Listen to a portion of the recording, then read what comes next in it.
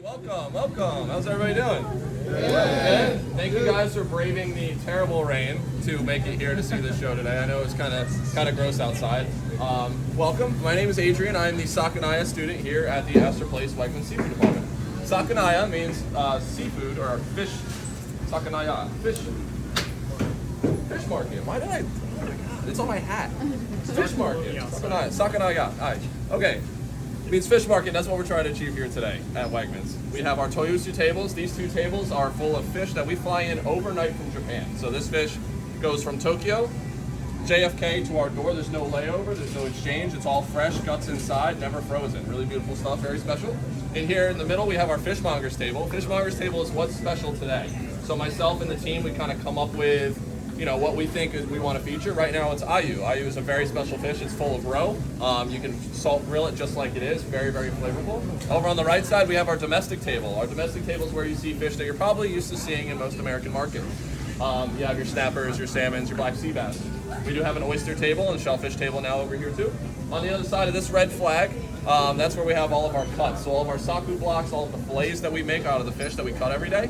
Anything with a blue sticker on the other side of that flag, anything with a blue sticker can be consumed raw, ready to eat as it is. If it doesn't have that blue sticker, we recommend you cook it. If you have any questions about that, let us know. The mission and the objective of Sakanaya is to take centuries and centuries of discipline, tradition, and respect that the Japanese culture has for seafood, see what we can learn about it, and then ultimately apply it to our seafood. So obviously this stuff comes in super fresh overnight just for us, but one thing that's special about this fish is it's slaughtered in what's called ikejime. Ikejime, they run a wire down the top of the fish's head, down its spine, instantly slaughters the fish, separates all of the nerve endings from the fish's body. The fish does not experience rigor mortis. The decomposition, the natural enzymes like calcium that travel through the blood and muscle doesn't occur. So the fish stays incredibly fresh all the way here. Now, why aren't we doing that with fish in the United States?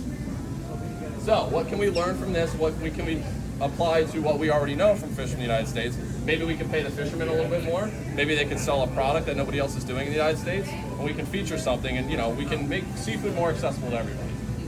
The star of the show, this tuna right here, this is a bluefin tuna, about 140, 150 pounds, one of the larger ones that we've gotten into this store before. Bluefin tuna caught off the coast of Spain. Now the reason why we get them from Spain is this tuna is MSC certified, Marine Stewardship Council. So it's a group of scientists as well as fishermen that meet and they kind of take a study of the waters in that area and they know through scientific data that this fish can be fished in that area and the biomass can replenish itself. So it's sustainable, it's responsible. Because we want the younger people in the crowd to be able to enjoy tuna in the future generations, right? So like I said before with the ikejime, so part of that, right? This tuna here is ikejime, and that's part of the wire that runs down the spine there. Is it shot through? Say again? Is it shot through the... This, is it shocked? No, shot. There's the wire. No. So there's actually a soft spot behind the fish's head, most fish species, and it's like an awl. It's like a hand awl, A-W-L. Pushed right in there, and then a wires ran down through the back of the hull as soon as the fish is brought up on the boat. So especially bluefin tuna, they're a warm-blooded fish. So as soon as they get up on that boat, they're going to struggle, they're going to freak out, they're going to start to heat up. They will actually cook themselves alive. So the meat will actually start to cook while it's still alive. Terrible way to go. It's disrespectful to the fish, and it also lends to a bad product. So as soon as it's brought up on the boat, it's gutted. The interior cavity is filled with ice to bring the body temperature down, and then that ikejime method is done immediately as well. Right, and that allows the fish to stay super fresh, have a really fresh flavor. One important note about freshness in tuna though, is you don't want to eat tuna right out of the water. We learned this from our Japanese colleagues. The longer it sits, the better it's going to taste. And I know you can't apply that to all seafood, especially like you can't just take a sardine out of the water and say I'm going to leave it on the counter and it's going to taste better. Tuna especially, large massive fish like this, as they sit after they die, especially in the fatty areas, start to develop more and more flavor. They start to taste like what they eat. So whether that be sardines, other smaller fish. And when I say rested, I mean like 3 or 4 days, right? We're not gonna let it do overnight. But, what do you guys think? You guys ready? You guys wanna cut a tuna? Yeah! All right, so a couple notes on the tuna, right? We're gonna be, all the cuts that are gonna come off this tuna are gonna be made for sale right away. Please be patient with us as we cut it, right? The otoro, the chutoro, those are lower down on the loin. So as we cut them, they're gonna take a little bit of time. There's enough tuna for everybody. Everybody will get to have some. So please be patient with us. Second note, we're gonna be giving out samples of nakaochi, the scrapings of the tuna, after we get the first 2 loins on. So stick around for that. Same thing. always turns into a zombie apocalypse when samples are handed out. Everybody just pushes up to the counter, everybody's pushing over each other. There's going to be enough tuna for everybody. Pass it to your neighbor, pass it back. If you didn't get it on the first swing, we're going to come around again with more. Lastly, we're going to play a little bit of a game towards the end of the show. We're going to do Jang-ken rock, paper, scissors. So for a chance to win an akami, a chutoro, or an otoro. So you can go walk home with some free tuna if you stick around. Good? Ready? All right, let's cut tuna.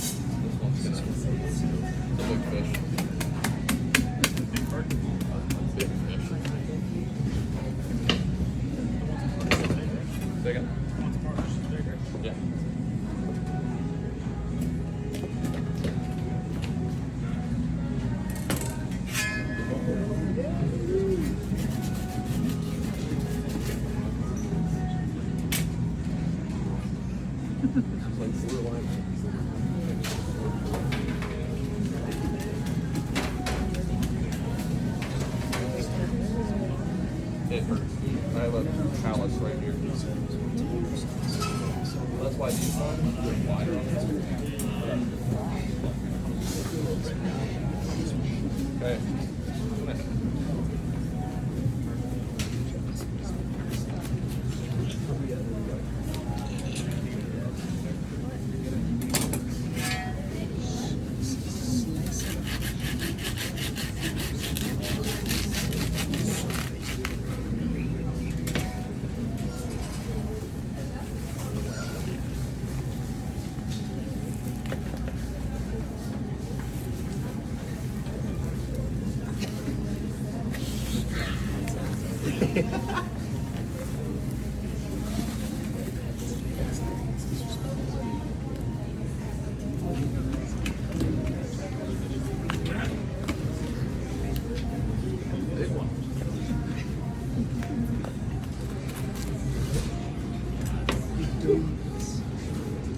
Okay, tuna head.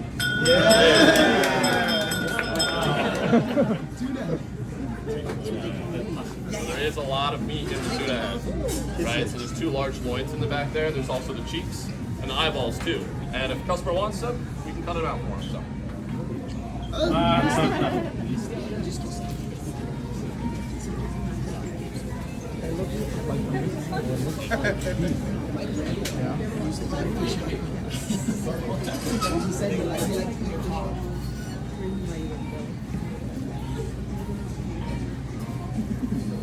Big collar. Wow. That's the collar, right? Tell me in a second. The original collar. If it were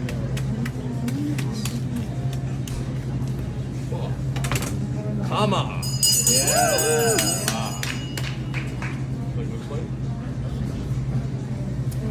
So the kama or the collar is incredibly sought after. If you take a peek right here, we'll see all that beautiful white meat, that marbling in there. That is all Otoro. So that is going to be a beautiful buttery pastry texture. You see one of the fattiest sections coming off the tuna. And for this side of the crowd that didn't hear that, this beautiful marbling, that light, almost like whitish tuna that you have there, that's the Otoro. So that's that beautiful buttery, fatty section of the tuna, one of the most sought after cuts. There is a ton of meat all the way through under that membrane and around the bone. It's fatty.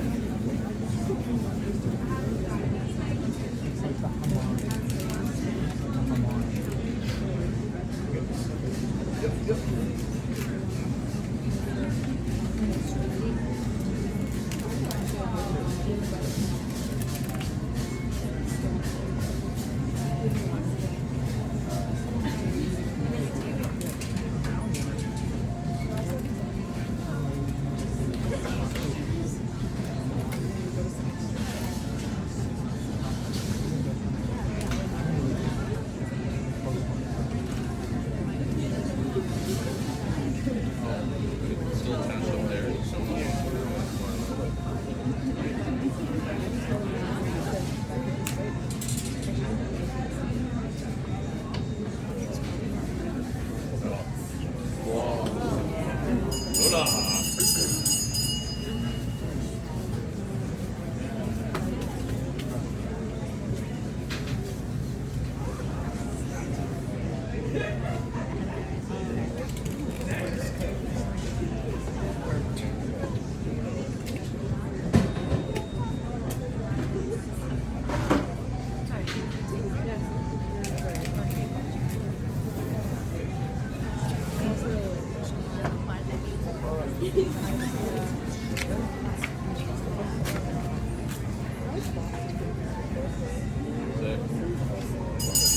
belly.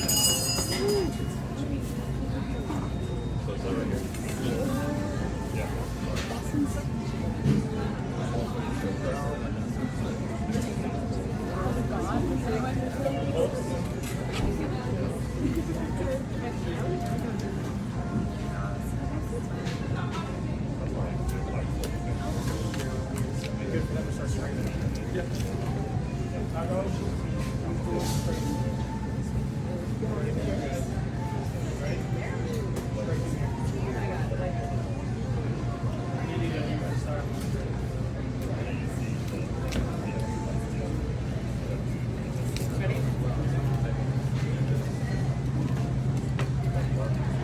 Hey, tuna belly.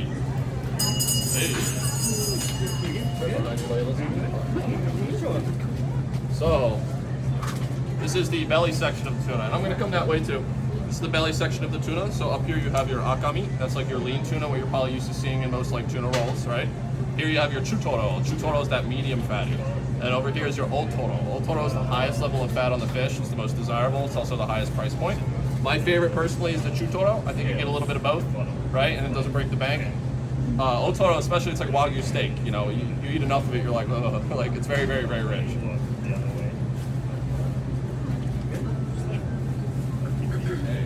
So this is the belly section of the fish, right? Up here you have your akami, that's your lean tuna, followed by your chutoro, and then you have your otoro.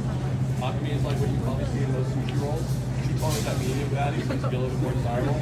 Otoro is that highest fat content, so really like oily in a good way, super rich, right?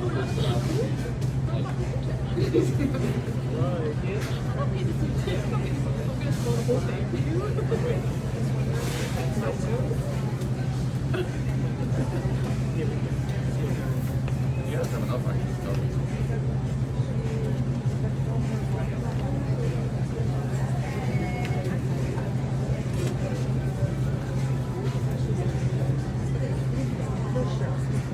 So right now they're scraping the naka ochi, so that's that rib meat right there, and that's what we're going to pass out as our sample.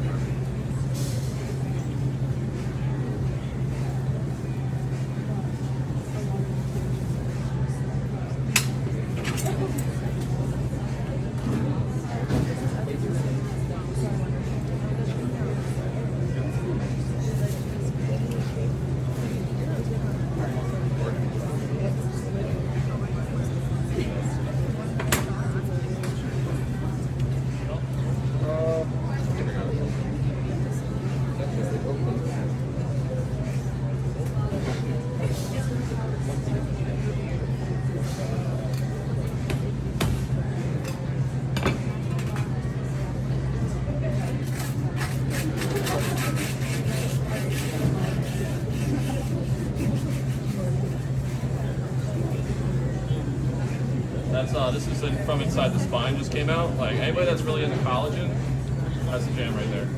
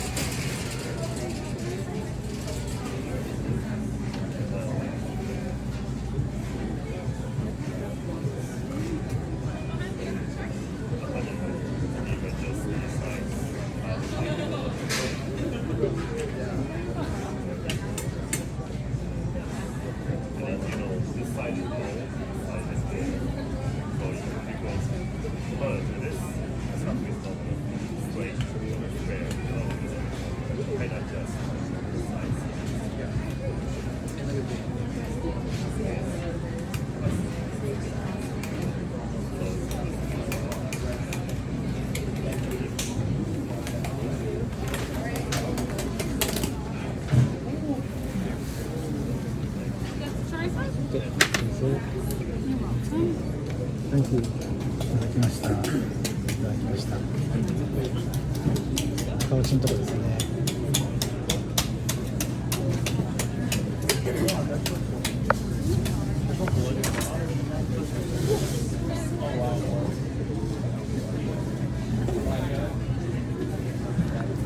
美味しいですね。